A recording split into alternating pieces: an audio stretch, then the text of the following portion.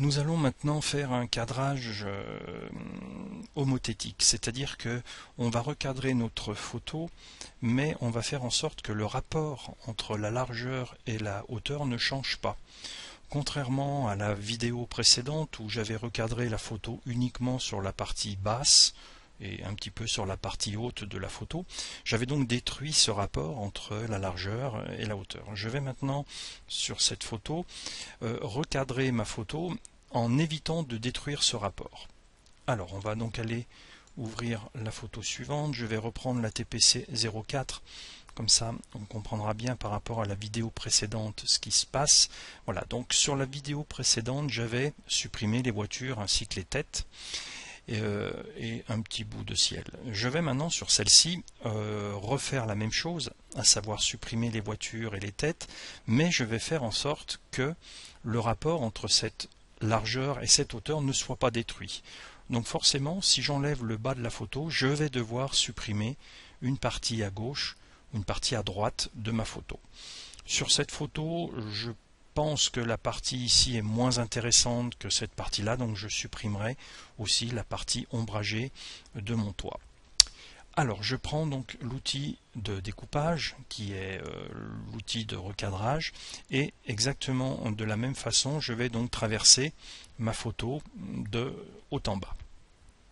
Ici je retrouve les 4 poignées d'angle ainsi que les 4 poignées qui se trouvent sur les côtés.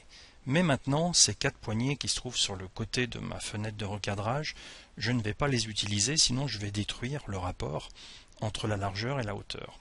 Je vais donc utiliser une de ces 4 poignées ici qui se trouve à chaque angle de ma photo.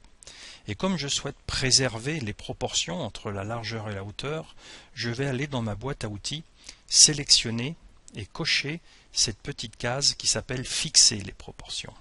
Ce qui fait que maintenant, si j'utilise une poignée d'angle et que je la monte en diagonale, même en la montant en haut ou vers la droite, vous voyez que mon cadre respecte les proportions. Donc une fois que la poignée du bas est venue se positionner au-dessus des voitures, je vais pouvoir, alors on va légèrement